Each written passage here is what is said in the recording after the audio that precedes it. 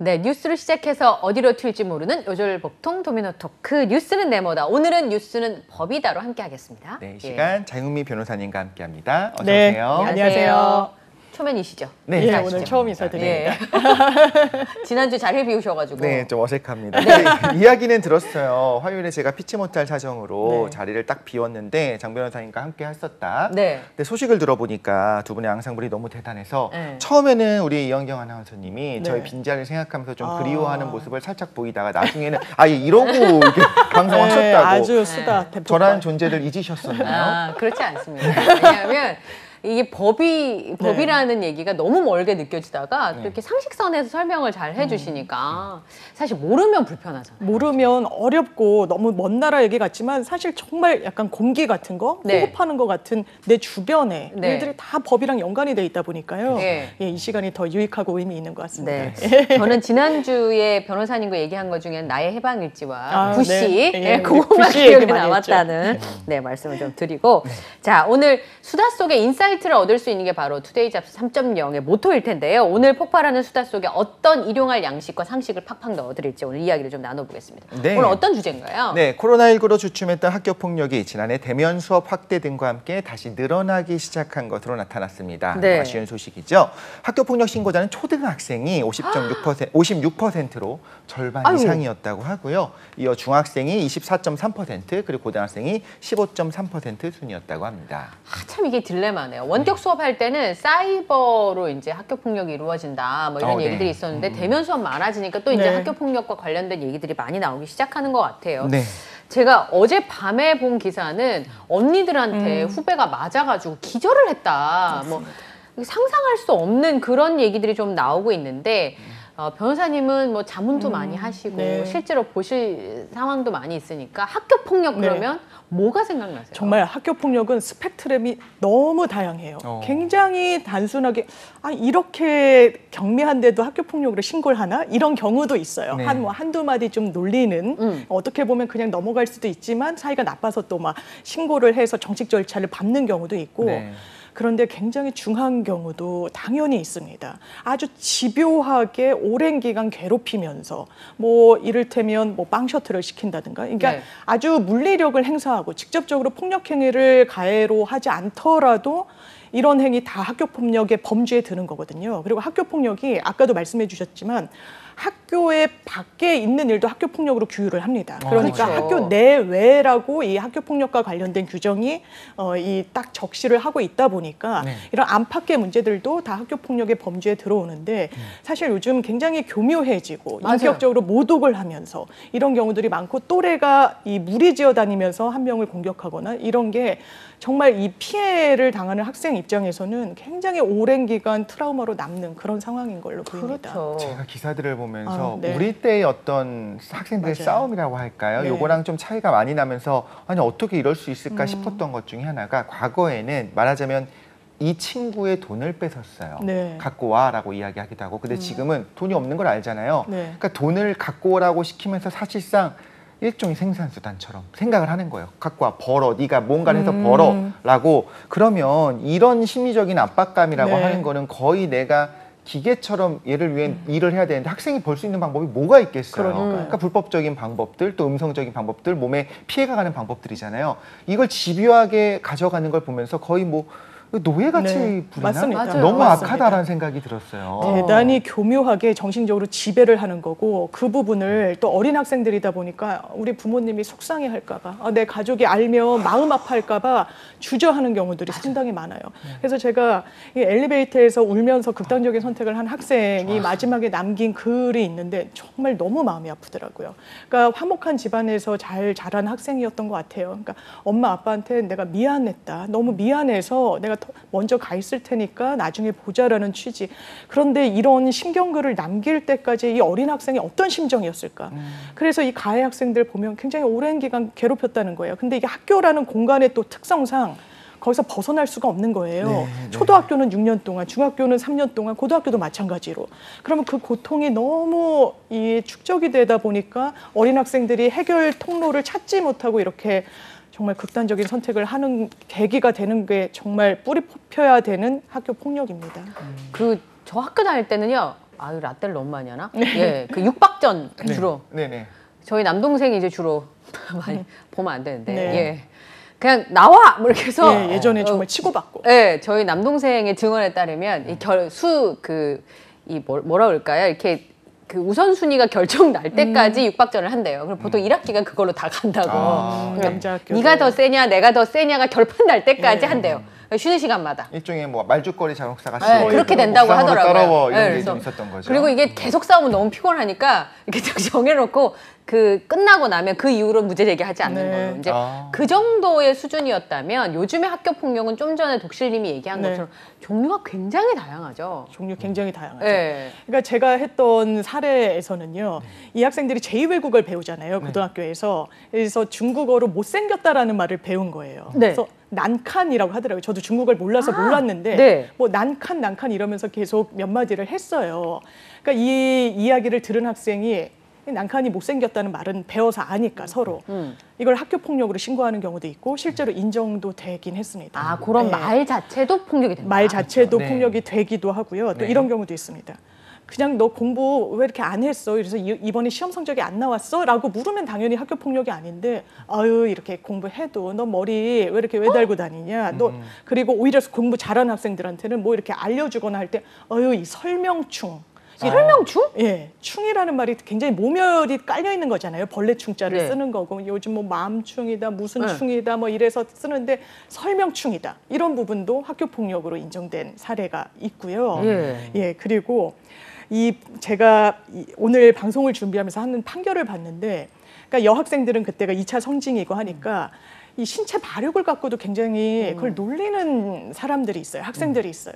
근데 명찰을 이제 가슴 부위에 쳐다보니까 넌 왜 이렇게 가슴이 크냐? 뭐 유독 뭐 어쩌다라고 네. 하면서 막 명함을 만지고 그런 경우가 있었고 그것도 학교 여학생끼리. 폭력으로 그래도. 여학생끼리여도 그래도, 학교 폭력으로 네. 인정이 됐습니다. 그리고 그 상황을 모면하려고 또 체육복 갈아입고 이럴 때 또 놀릴 것 같으니까 화장실로 피신을 한 거예요. 근데 이렇게 내려다 보면서 이 젖은 물 휴지를 막 던지기도 했는데 네. 이게 법원까지 왜 갔냐, 왜 다퉜냐 이러면 이렇게 내려다보지 않았다. 뭐 이런 좀 지연 말단적인 작은 부분을 또 다투기도 해요. 소송까지 가면. 그런데 학교 폭력은 이 판례에서도 이 기재를 했는데 때리는 거, 심부름 지속적으로 시키는 거, 정서적으로 학대하는 것뿐만 아니라 더 넓게 계도나 선도가 필요한 사안이라고 보여지는 부분들.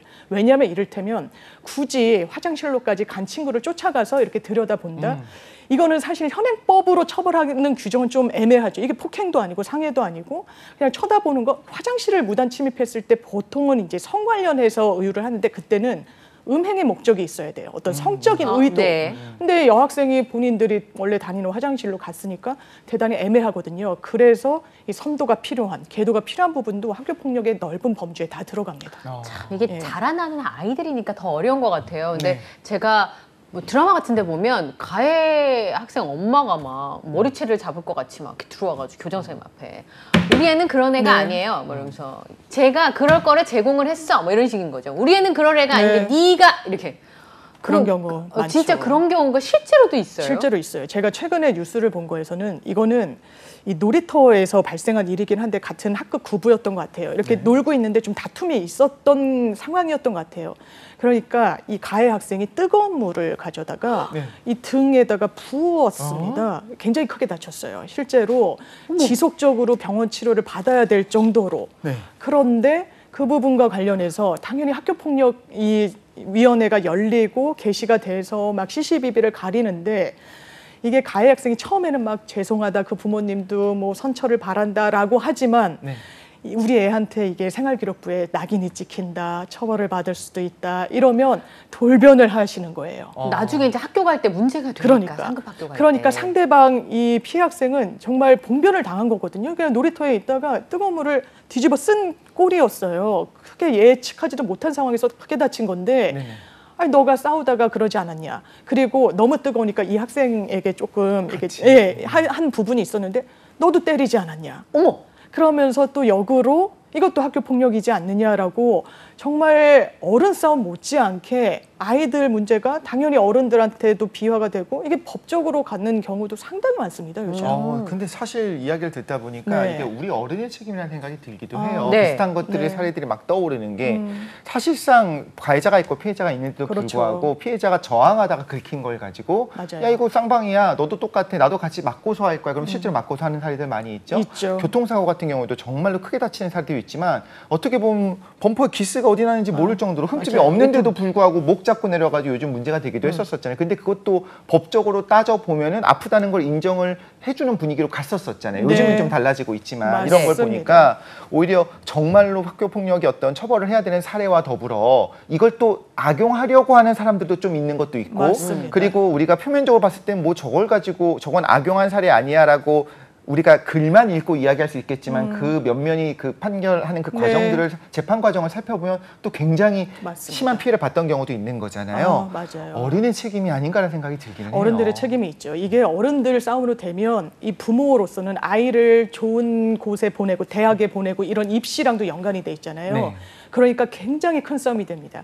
이를테면 교장 선생님한테 찾아가서 이거 왜 이렇게 대처를 못하냐라고 하면서 녹음을 하는 경우도 상당히 많고, 그러면 저희가 학교 측을 대리해서 또 하다 보면 나는 평생 교편을 잡으면서 이런 경우는 처음 겪는다. 그러니까 내가 인생을 잘못 살았나라고 회의를 하실 정도로 이게 크게 이게 또 되기도 하고, 이게 생활기록부에서 삭제가 돼요. 이게 뭐 1호 처분부터 몇 호 처분까지 있는데 네. 그런데 언제 삭제가 되냐면 졸업과 거의 동시에, 경미한 경우에는 네. 졸업과 동시에 삭제가 되고 아주 심한 경우에는 한 2년까지 보존이 되는데 요즘은 수시 전형이 많잖아요. 네. 그러니까 생활기록부에 요만한 거 하나라도 티끌이 있으면 우리 아이가 좋은 대학을 못 갈 수 있다, 이게 발목을 잡을 수 있다라고 해서 또 소송을 많이 합니다. 이게 행정소송에서 집행정지를 하는 거예요. 지금 이 학교에서 뭐 서면 사과, 아주 제일 경미한 거거든요. 사과하라는 조치를 했는데 이걸 생활기록부에 며칠자로 기재할 예정인데 이거 못하게 해야 된다. 우리의 지금 고3이라서 입시에 필요하고 지금 이거 정말 합당하게 판단 내린 것도 아니다라고 해서 정말 법정으로까지 가서 오랜 기간 소송전으로 비화되는 경우들이 너무 많습니다. 소송을 길게 하면 애 입시 끝날 때까지 결론이 안 나요. 그렇죠. 일단. 네, 일부러 그런 그러니까 경우 있죠. 소송을 정지 우선 그냥 상태로. 쭉 하는 거예요. 정지 상태로. 그리고 이제 맞아요. 입시가 끝나고 나면 뭐 서면 사과든 뭐가 나오면 네. 그 이후에 진행하는 건 우리 아이한테 큰 피해가 없으니까 이제 그렇죠. 그런 경우도 있고 자존심 싸움도 있더라고요. 그렇죠. 그러니까 가해 학생 부모님이 죄송합니다라고 얘기하고 피해 학생의 부모님도 어느 정도 선에서 배상을 받고 끝을 내면 문제가 아닌데 처음엔 죄송하다고 하다가 상대 쪽에서 계속 지속적으로 얘기하면 또 엄마들도 화가 나는 거예요. 그렇죠. 네. 그래서 해보자고 이렇게 되면 이거는 이제 아이들 문제가 아니라 어른들의 자존심 싸움이 되니까 그 서초동에 네. 이런 사건들만 하시는 변호사님들도 있어요. 학교 폭력 전담으로 거의, 왜냐면 요즘 사건이 너무 많고요. 네. 그리고 저희가 해보면 지금은 학교에서 하지 않거든요. 왜냐면 학교에서 했을 때 이게 법원으로 가면 너무 많이 이 학교폭력 징계가 무로 돌아가는 경우들이 많았어요. 학교는 기본적으로 뭐 학교폭력 심사를 하는 곳이 아니잖아요. 그렇죠. 네. 그러니까 막 부랴부랴 막 교육청의 뭐 지침 이런 거 보고 폭력위원회 같은 거, 심의위원회를 꾸리고 이러는데 이 네. 요건을 잘 맞출 수가 없어요. 네. 아주 그 요건은 원래는 뭐 전체 학부모 회의를 열어서 거기서 선정되는 학부모 운영위원을 위촉을 해서 이런 식으로 하는데 그걸 갖추고 있는 학교들이 많이 없었거든요. 그러면 이걸 못 갖췄으니 절차적 위법이다, 징계 무효, 네. 이렇게 판단을 받는 경우가 많았고, 또 하나는 전문성이 또 상당히 떨어지는 거예요. 선생님들이 하시니까. 네, 학교에서 선생님도 계시지만 그냥 뭐 무관한 학부모분들 아니면 뭐 전직 경찰분들, 뭐 법조인이 가기도 하지만 이게 큰 소리 내면은 거기에 좀 귀 기울이게 되는 또 그런 성향도 있잖아요. 법원에서도 설마 예, 그런데요. 이게 엄밀한 또 법적 절차가 아니다 보니까 정말 큰 소리 내는 사람 말에 그냥 휘둘리게 되고, 이런 조치를 하다 보니까 좀 합당하게 좀 객관적으로 처분이 안 나와서 이거 너무 문제가 많다. 그러니까 억울하게 학교에 느낄 수 있겠네요. 그냥 맡길 게 아니다라고 해서 이제는 교육청에서 네. 주관해가지고 시행을 하고 있습니다. 지금 네. 보니까 현재 기준으로는 이게 학교 폭력이 발생을 하게 되면 교육지원청이 개입을 해서 맞습니다. 학교폭력 대책심의위원회가 꾸려진다고 알려져 있더라고요. 네. 이렇게 그러면 학교폭력 대책심의위원회는 어떤 역할이 굉장히 중요할 것 같은데 굉장히 누구로 중요하죠. 구성이 되어 예. 있고 어떻게 제대로 지금 열리고 있는 건가요? 제가 그래서 찾아봤더니 이 제도가 한 2020년도부터인가 도입이 됐어요. 그러니까 아직 이제 시행 단계인데 이를테면 이 교육청의 간부급들, 과장 이런 네. 분들도 들어가고 네. 그리고 당연히 뭐 판사, 검사, 변호사 등 법조인이 참석할 수도 있고요. 또 그리고 교육과 관련해서 많은 노하우가 있는 분들 그리고 의사, 왜냐하면 진단 이런 부분 때문에 그쵸. 각 영역의 전문가들이 이렇게 들어가도록 구성안이 돼 있는데 마지막 항목에는 뭐 기타 교육과 관련해서 뭐 풍부한 경험과 학식이 있는 자라고 또 돼 있어요. 그러니까 굉장히 좀 포괄적이기는 한데 그나마 다행인 건 이를테면 학교에서 징계를 했을 땐 또 무슨 문제가 있냐면 가해 학생, 피해 학생이 있는데 뭐 가해 학생은 변호사를 대동하고 와요. 네. 그럼 피해 학생은 그냥 온 거예요. 이게 변호사까지 뭐 선임할 일인가? 라고 생각할 수 있거든요.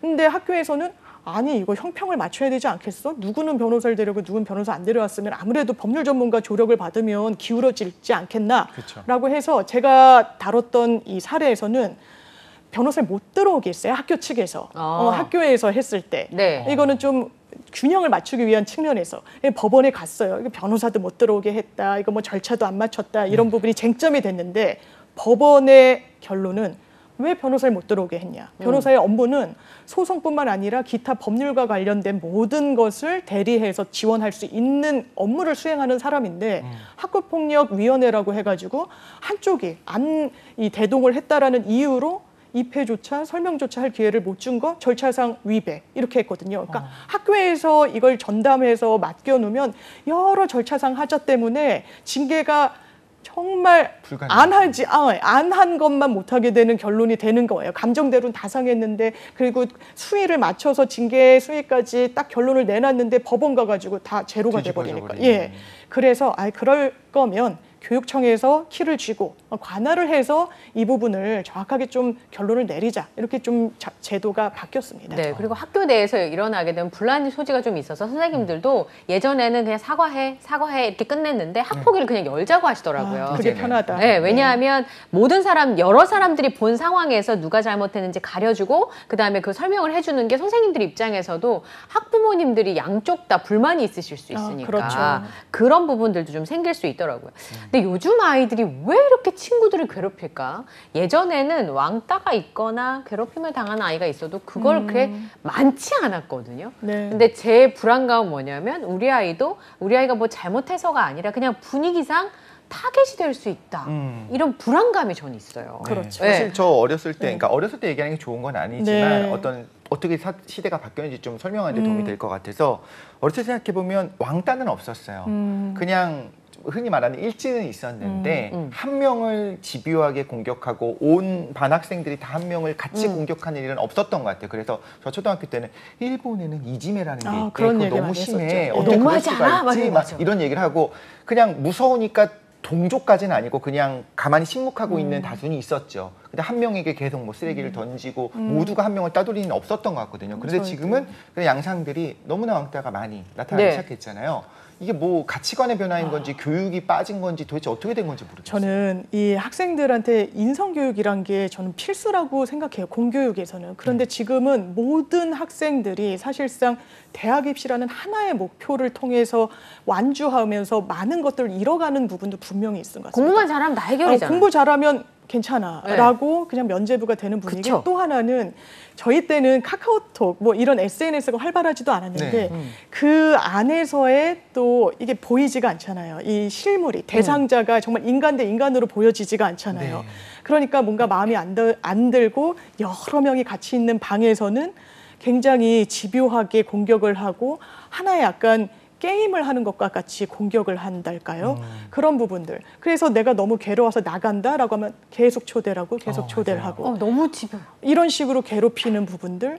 이게 사실 어른 사회가 병들면 그 여파를 아이들도 당연히 받는 건데 특히 이렇게 성과를 내면 모든 부분에 대해서 면죄부를 받고 잘한다 소리만 받는 이런 아주 학력 위주의 문화들, 그리고 거기에 한 명을 타겟팅 해가지고 동조하면서 내가 혹시나 여기에서 빠지게 되면 내가 또 공격 대상이 되지 않을까라고 하면서 그런 분위기를 만들어가는 문화들, 이런 게 정말 복합적이지 않나. 저희 때도 물론 따돌림을 당한다는 학생도 있고 고통을 토론을 했지만 이 정도 형식은 아니었어요. 집요하게.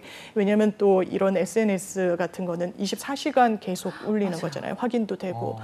그런데 이 학교 공간을 벗어나도 벗어날 수가 없는 게 요즘 학교 폭력의 유형인 것 같습니다. 아, 그러네. 네, 하교한 네. 다음에 집으로 도망간다의 개념이 과거엔 어쨌든 있었다면 지금은 이 말씀하신 어떤 SNS를 통한 카카오톡을 통한 네. 사이버불링이라고 하잖아요. 있죠. 24시간 날 감시하는 것처럼 느껴지고 사건 사례들도 보면은 그러니까 게임을 하면서 레벨업을 해야 되잖아요. 그래서 그 계속 지시랑 카카오톡으로 지시를 하는 거예요. 너 몇 시까지 이거 해놔. 내 계정을 계속 게임을 해서 올려놔. 이런 것들을 하니까 네 그냥 하교를 한다고 해서 끝나지 않는 이렇게 계속적으로 연결되는 그 괴롭힘의 지속성이 있다 보니까 네. 오히려 보면 더 교묘해지고 과거의 어떤 물리적인 폭력으로 그쳤었다면 지금은 정신적인 어떤 학대까지 가는 맞습니다. 게 있는 것 같아요. 네. 그래서 저는 어떤 생각이 드냐면 이런 여러 가지 사례들을 더 많은 언론에서 다뤄야 된다. 왜냐하면 다 착하게 살자라고 얘기하는 건 효과가 없는 세상이니까 이런 일을 저지르면 너 이렇게까지 처벌받을 수 있어 몰랐지라고 하는 사례를 보여주는 것이 더 나을 것 같다는 생각도 드는데 맞습니다. 그런 면에서 가해자에 대한 처벌이 좀 손방망이로 그쳐서는 안 되는 거고 그렇다면 처벌이 어떤 기준인지를 좀 정확하게 알 필요도 있을 것 같아요. 사실 학교 폭력과 관련해서 내려지는 처분은요. 이게 범죄로 들여다보는 게 아니다 보니까 미약해요. 그러니까 1호부터 5호까지는 약간 어떻게 보면 그러니까 좀 집에서 알아서 하라는 취지일 수 있습니다. 그러니까 사과하고 집에서 근신하고 뭐 반성문 쓰고 이런 부분이고요. 이제 5호 처분 같은 경우에는 좀 심리 상담도 받아야 된다. 근데 이걸 좀 강제하는 거예요. 그래서 꼭 받아야 된다. 예, 안 받으면 과태료. 그리고 부모도 같이 받도록 하거든요. 그래야 그런 될 것 경우에는 같아요. 예, 이게 또 가정의 문제일 수도 있고 해서 최근에도 뭐 제2의 뭐 BTS의 여동생 그룹이다 해가지고 론칭하기 직전에 학교 폭력 문제가 불거져서 난리 났었잖아요. 완전 인터넷이 난리가 났고 그 지목당한 이 아이돌 지망생은 결국에는 이제 활동을 못하게 됐는데 그때 이제 5호 처분을 받아서 대단히 문제다. 5호 처분? 꽤 높은 거라는 거죠. 그래서 어떤 변호사님이 내가 이제 학교 폭력을 전문성 있게 하는 변호사인데 5호 처분은 되게 과도하다라고 하는데 5호 처분은 그러니까 좀 집단적인 그리고 지속적인 괴롭힘 내지는 학교 폭력의 수위가 좀 높았다고는 볼 수 있는 거죠. 보통은 한 1, 2단계에서 많이 끝내요. 사과해라 뭐 이 정도에서. 그런데 이 정도까지 심리 상담까지 받으라고 한 걸 봐서는 좀 경중에 있어서는 중하지 않았냐라는 또 이야기가 나오기도 했었습니다. 네, 피해자의 친구의 입장에서 보면 평생 가는 거잖아요. 그렇죠. 제가 유튜브에서 학교 다닐 때 왕따 경험이 있는 친구들이 직장 생활을 하면서 이제 느끼는 감정에 대해서 얘기했는데 안 지워지더라고요. 그럼에도 불구하고 가해한 학생들에 대한 처벌이 너무 미미하지 않냐라고 하는 비판들이 좀 있는데 그 스파링 학교 폭력 있잖아요. 그러니까 스파링 하듯이 아이들을 이제 폭력을 행사한 경우였었는데 일진 고등학생 2명이 항소심에서 감형을 받았다는 거예요. 물론 이제 아이들이니까 어른들처럼 처벌할 수는 없겠지만 피해자 입장에서 보면 우리 아이 인생은 다 망가졌는데 이래도 되나? 그런 생각이 들지 않겠습니까? 그렇습니다. 이 가해자들은 정식 재판을 받게 된 거죠. 또 고등학생이었고 너무 크게 다쳤어요. 스파링을 한다라는 명목이었지만 세상에. 너무 오랜 기간 이 물리력을 폭행을 가하니까 혼절을 하고 병원에 실려갔는데 오랫동안 깨어나질 못했어요. 이 피해자가. 근데 나중에 정말 다행히도 깨어는 났는데 일상생활은 좀 어려운 정도로 많이 몸이 상한 겁니다. 당연히 재판 받았죠. 이 재판을 받았는데 1심보다 항소심에서 좀 형이 감형이 된 거예요. 그런데 저희가 형사재판을 하다 보면 1심에서 이를테면 구속 상태로 몸이 인신이 이제 감옥에 있는 상태로 재판을 받고 그 기간이 계속 도가를 하잖아요. 재판 받는 동안. 그러면 항소심 재판부는 그래도 구금이 돼서 반성의 시간을 좀 가졌는데 라고 하면서 조금 감해주는 경향도 없지는 않았었습니다. 있었어요. 그리고 이 상황에서는 학교 폭력에서 됐든 물리적 폭력이든 이런 부분은 개인 피해자가 명백하게 있는 사안입니다. 그러면 법원도 누구의 의사를 제일 많이 듣느냐, 참작을 하느냐. 피해자의 의사예요. 그렇겠죠. 근데 이 사안에서는 이제 항소심 2심을 진행하면서 합의가 된 것 같아요. 근데 합의는 이미 몸과 마음이 다 망가진 상태에서 이 피해를 보전받는 방식은 돈밖에 없습니다. 돈밖에 없어요. 이제 합의금이 조율이 돼서 이게 또 정답은 없거든요. 대단히 많이 다쳐도 가해자가 돈이 없다. 이런 많이 받을 수도 없는 거예요. 그리고 경미에도 상대방이 또 대단히 자력이 있으면 굉장히 큰 돈을 받는 경우도 있습니다. 근데 이 경우에는 다행이지만 또 합의가 됐고 그래야 또 피해 보전이 어느 정도는 되니까요. 그런 사정으로 인해서 감형은 됐는데 여기서 논란이 됐던 건 나이라는 단어였어요. 판결문에 이 피고인들의 연령, 나이를 감안해서 또 선처해 준다라고 이 부분을 또 좋은 양형 사유로 실제로 기재를 했거든요. 네. 그렇다면 아니 나이가 어리면 봐준다는 게 이게 맞아? 이걸 판결문에 쓰는 게 맞아? 오히려 또 반대로 가해자가 나이가 너무 많다, 80대다 이러면 또 고령인 이유로 선처한다 이렇게 쓰긴 하거든요. 왜냐하면 이제 신체적인 활동 같은 걸 하기가 어려우니까 굳이 구속까지 해야 되냐라는 법원의 판단이 있는 건데 나이가 어리다는 부분을 들어간 게 이거는 정말 가해자 위주의 이 표현이다. 피해자로서는 용납할 수 없지 않겠냐라는 또 비판이 나오기도 했습니다. 네. 네. 계속 이런 일들이 일어나다 보니까 뭐 요즘은 드라마 같은 것도 나올 그렇죠. 정도로 계속 맞아요. 소년범에 대한 이야기들 그리고 형사처벌 연령을 낮춰야 된다. 촉법소년, 범법소년 이런 얘기들이 계속 몇 년 네. 전부터 이슈가 되어 있잖아요. 세계적인 추세도 좀 어떻게 이 연령을 높이는 쪽이니 낮이는 쪽인지 좀 가는 맞습니다. 방향들이 좀 있는 것 같은데 최근 한동훈 법무부 장관이 촉법소년 연령을 하향하는 쪽 그 네. 검토를 지시를 했습니다. 그게 또 공약이기도 했었고요. 맞아요. 딴 건 몰라도 이 부분에만큼은 내가 지지한다라고 했었던 국민들도 굉장히 많았거든요. 그러시더라고요. 일단 촉법소년의 개념부터 좀 정확하게 그렇게 알려주시면 하겠습니다. 좋겠어요. 이게 촉법소년, 왜냐하면 이 촉법소년이란 말을 굉장히 많이 써요. 네. 실제로 최근에도 막 호텔인가 모텔인가에서 난동을 부린 이 아이들이 있었어요. 경찰을 불렀죠. 그 주인이. 그랬더니 나 촉법소년인데 어떻게 할 테면 해봐라 라고 해서 그게 기사가 된 적이 있어요. 다 알아 이제. 예, 그죠? 다 알아요. 촉법소년? 이게 형법에 형사 미성년자를 만 14세로 규정하고 있습니다. 그러면 형사처벌 안 받는다라고 하던데 14세를 기준으로 이거 아무 처분도 안 받는 거야? 그렇지 않습니다. 그래서 나온 개념이 소년법의 이 촉법 소년인데 어른 기준으로 했을 때는 범죄 행위를 한 거예요. 네. 근데 이 가해자들의 나이가 만 10세 이상, 14세 미만인 아이들은 어른처럼 똑같이 형사재판을 하고 뭐 영장을 쳐서 인신을 확보하고 이렇게는 하지 않지만 소년원 처분까지는 할 수가 있습니다. 거기 보내는 거예요. 예, 소년 그리고 법원에서 이 부분 가정법원에서 들여다보는데 좀 어른과는 다른 보호 처분을 위한 이 과정을 거치게 되거든요. 왜 나 촉법소년이니까 할 테면 해봐. 이것도 이게 형사 정식 재판이냐 아니냐의 차이가 있지만 불려다니고 조사받고 이런 건 똑같아요. 근데 왜 이렇게 큰 소리를 땅땅 치느냐? 이게 정가가 안 남습니다. 그러니까 흔히 말하는 빨간 줄이 안 가요. 네. 이게 정가 조회를 하면은 그러니까 경찰서 가서 내 정가 좀 떼주세요 하면은 그게 나오거든요, 이력이. 그런데 이 소년 보호 처분을 받으면 소년원에 갔더라도 정가 조회는 안 나오고 물론 다른 일로 이 경찰 조사를 받거나 경찰에 막 불려다니게 되면 수사 기록이란 건 또 별도로 이 수사기관에서 하는 건 있어요. 거기에는 나오지만 실질적으로 뭐 채용을 하거나 공무원이 되거나 이런 데서 있어서는 불이익이 없다 보니까 이렇게 큰 소리를 쳐서 이거 너무 심한 거 아니냐. 일단 형사 미성년자 나이부터 조정해야 된다. 만 12세로 하자. 왜냐하면 만 14세라는 이 소년법과 관련된 규정들이 53년도에 이 기준이 세워지고 지금까지 한 번도 안 바뀌었거든요. 그 당시 14세와 지금 14세는 완전 많이 다르죠. 다르거든요. 그러니까 최소한 손질해야 되는 거 아니냐라고 하고 그렇다면 외국은 어떻게 하느냐. 영국 같은 경우에는요. 만 10세로 규정이 돼 있대요. 상당히 낮죠. 형사 처벌을 받을 수 있는 나이가. 그리고 일본 같은 경우에는 우리랑 비슷하고 이렇긴 한데 문제는 이제 18세, 19세 이게 또 12세, 13세와 18세, 19세는 완전 또 다르잖아요. 네, 또 1년이 다르다 보니까 청소년기는. 근데 18세, 19세인데 범죄를 그것도 강력범죄를 저질렀다 그러면 신상공개까지도 가능하더라고요. 우리는 미성년자는 신상공개를 할 수는 없습니다. 그런데 이렇게 강력하게 처벌하고 신문이나 언론에서도 이 가해자 이름을 실명으로 쓸 수 있게 일본도 이 제도가 이제 도입된 지가 얼마 안 됐다고 하더라고요. 중국 같은 경우가 우리랑 똑같습니다. 만 14세가 기준이에요. 그런데 중국은 사형을 진짜 집행하는 나라로 유명하잖아요.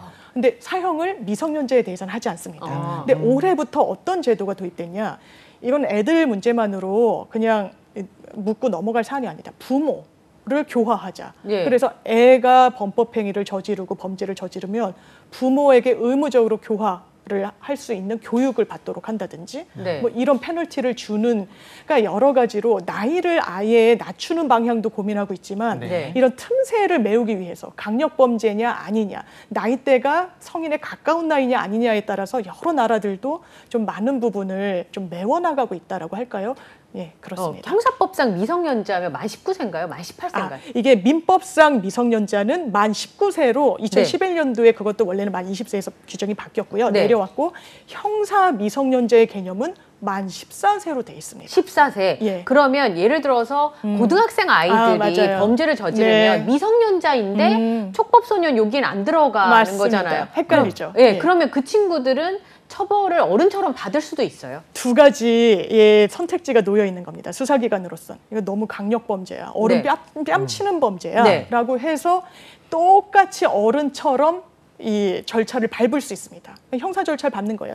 일반 형사 절차 성인들이 받는 것처럼 피고인석에 서서 재판을 받고 똑같이. 그런데 미성년자는 무기징역이랑 사형은 선고할 수 없습니다. 예, 선고 시점을 기준으로 그런 선천을 하고 또 뭐 당연히 구속이 될 수도 있죠. 실형이 나올 수도 있는데 어른들과 동일한 공간에 같이 구금을 하진 않는다라고 그렇죠. 합니다. 더 물들 수도 있고 해서요. 예. 그런데 비교적 경미하면 만 14세가 넘었다라고 하더라도 보호 처분으로 또 이 소년원 송치로 할 수가 있습니다. 근데 네. 중요한 건 우리 사회가 뭐 네. 대신 보복을 해준다 이런 개념으로 우리가 재판하는 건 아니잖아요. 그렇죠. 제일 중요한 거는 결국엔 범죄율을 낮추는 건데 어떤 좀 사례들을 보면 촉법소년 연령을 낮춘 사례들을 봤을 때 강력범죄의 예방 효과가 있을 것이라고 했는데 실제로 범죄율이 좀 낮아질 걸 기대할 수 있을까요? 이게 이 한동훈 법무부 장관도 이거 만 12세로 나가면 아까 이야기한 것처럼 나 촉법소년이야 어떻게 할 거야 라고 하는 학생들 최소한 이런 행동을 하지 않겠느냐라고 했는데 일본 같은 경우에 그래서 좀 낮췄다라고 해요. 그런데 네.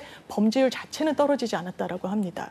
그래서 이게 과연 근본적인 대안이자 해결책이냐에 대해서는 법조계에서도 정말 의견이 분분해요. 네. 물론 이 신체적인 발육, 정신적인 성장이 정말 53년도에 그 14세 완전 다르긴 한데 그래도 기본적으로 미성년자라는 건 미성숙한 존재인 네. 거거든요. 네. 그렇다면 걔도에 좀 더 초점을 맞춘 지금 소년법과 관련해서는 이 기조는 가져가되 그냥 연령을 어떻게 할 것인지 그 논의가 상당히 어려운데 이게 정답이 있는 게 아니다 보니까 그럼 12세면은 뭐 11세는 13세는 이런 숫자가 계속 남게 되는 겁니다. 네. 예. 근데 그 영화 밀양을 봐도 그렇지만 용서라고 하는 거는 피해자가 어느 정도 납득을 할 수 있어야 되는데 아까 말씀하신 것처럼 이제 소년범들의 경우에 문제가 되는 게 피해자의 그 상처는 평생을 가는데 이 친구들은 어쨌든 처벌을 받고 나면 끝나는 거잖아요. 맞아요. 그러니까 이게 오히려 2차 가해가 아니냐 피해자들에 용서하라고 대해서 하는 것이. 그러니까 용서해주라고 하는 것이 그리고 아직 어리니까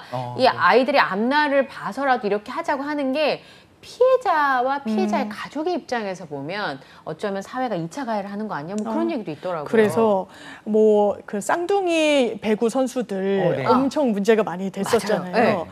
그때 본인들은 아니다 뭐 이렇게 좀 변명을 하기도 했지만 이런 게 하나의 사회에 보내는 긍정적인 신호일 수 있겠다는 생각이 들어요. 내가 가해 행위를 어렸다는 이유로 그냥 용서받는 것이 아니다. 평생 피해자의 트라우마가 가져가듯이 가해자도 언젠가 이 부분이 문제가 될 수 있다. 사회생활을 하다가 아니면 본인이 공적인 인물이 되거나 사람들의 사랑을 받는 뭐 연예인 어떤 스포츠 스타가 됐을 때 이건 면죄부가 될 수 없다. 과거의 일이라고 해서 봐주고 넘어간다.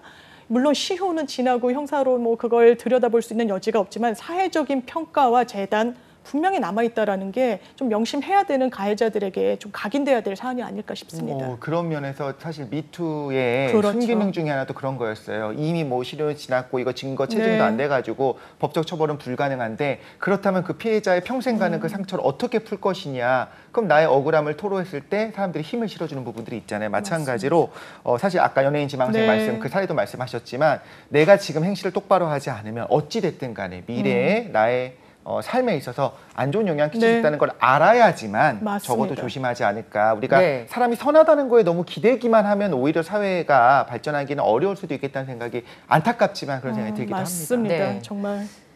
근데 제가 보니까 가해 아이들이 편을 들려고 하는 건 아닌데요. 네네. 제 주변에 이제 아이들 성폭력과 관련돼서 사회 봉사활동 하시는 분이 계시는데 그러니까 이제 가출 청소년들을 데리고 집에 가보면 네. 어머니 문을 안 열어준대요. 이미 맞아요. 우리 집에서 내놓으니까 연락하지 말라고. 맞아요. 네, 네. 그러니까 어쨌든 가정이라고 하는 울타리, 네. 학교라는 울타리 안에 있을 때 아이들은 어느 정도는 보호를 받을 수 있는데 이미 그 울타리를 벗어난 아이들은 방법이 없는 거예요. 부모님도 책임져 주려고 하지 않고 아이가 좀 더 나아지게 하려고 노력하지 않으면 사실 이게 사실은 그 범죄율을 좀 낮추는 방법이잖아요. 그게 정말 가슴이 아픈 게 소년범의 어떤 보호 처분을 내릴 때는요, 이 아이가 처한 상황을 먼저 보여요. 어른처럼 죄가 얼마나 무겁냐, 뭐 합의가 됐냐 이 부분보다는 보호 처분으로 내릴 때는 이 아이가 가정으로 갔을 때 교육을 잘 받고 따뜻한 울타리 안에서 교화될 가능성이 있냐 없냐도 살펴보거든요. 네. 그러면 오히려 가정에서 소외된 아이들이 더더군다나 더 강한 처벌을 받게 되는 거예요. 맞아요. 그래서 제가 20살, 20살을 좀 넘은 그때는 성인이니까 피고인인데 이 형사 기록을 봤더니 너무너무 많은 거예요, 전과가. 20살 되기 전에? 예. 어머. 전과 너무 많고 그리고 수사 기록이다 보니까 이 수사를 받았던 내역들, 소년 보호 처분을 받았던 것도 많았는데 자기가 맘만 먹고 좀 열심히 살아보려고 할 때마다 아버지가 자기가 일하는 곳을 찾아와서 행패를 부리고 이러면서 자기는 사회적으로 뿌리를 내릴 수가 없었다. 그러면서 또 가출 이런 부분을 빈번하게 하면서 같이 또 결혼도 상당히 일찍 했어요. 한 20살을 넘은 나이였는데 아이도 한 둘 정도가 있었거든요. 또 이걸 또 건사하기 위해서 범죄를 또 저지르고 그래서 제가 그거밖에 없었으니. 의견서를 쓸 때 이거 사회적 책임이 정말 없다라고 할 수 있냐, 이 개인한테만 책임을 물릴 수 있냐라고 쓴 적이 있는데 네. 이게 말씀하신 대로 가정 문제, 사회 문제 같이 들여다 봐야 되는 사안입니다. 네. 자, 투데이 잡스 3.0 좀 심각한 얘기이긴 하지만 네. 돌아봐야 되는 얘기로 오늘 장유미 변호사님과 이야기를 좀 나눴습니다. 변호사님 어떠셨어요? 괜찮으셨어요? 저는 좀 마음이 아파요. 기본적으로 미성숙한 존재들에 대해서 처벌 엄단하는 게 방향은 아닌 것 같지만 그래도 사회적인 어떤 시류라는 게 그리고 객관적으로 바뀌어야 되는 부분이 있으니까 이제는 이 기준 선을 좀 재논의할 땐 되지 않았나라는 생각도 듭니다. 네. 네, 우리 또 생각할 수 있는 부분들 네. 알려주셔서 감사합니다. 지금까지 뉴스는 장유미 변호사님과 함께했습니다. 고맙습니다. 네, 감사합니다. 감사합니다. 네.